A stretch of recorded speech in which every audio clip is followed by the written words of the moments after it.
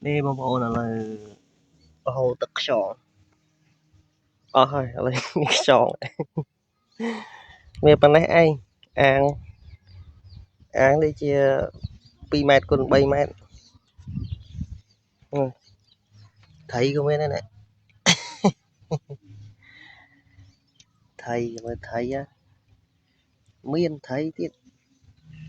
nè thầy ạ thầy á miên kẹp tiết này nâng khơi mây môi pi đây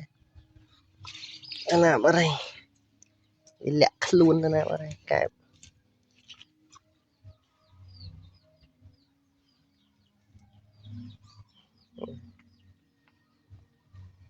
thầy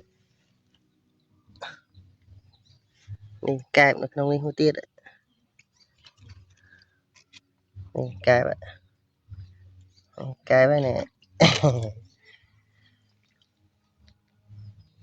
thấy cái anh đây đây em buôn hẻm đây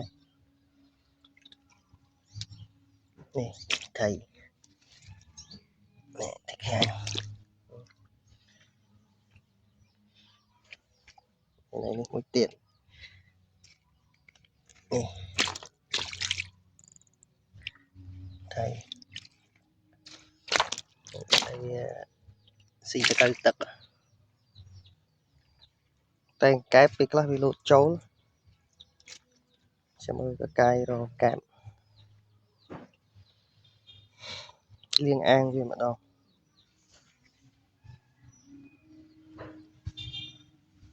thấy người thì đấy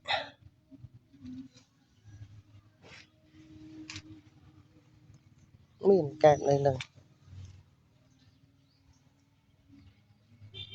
đó là ở đây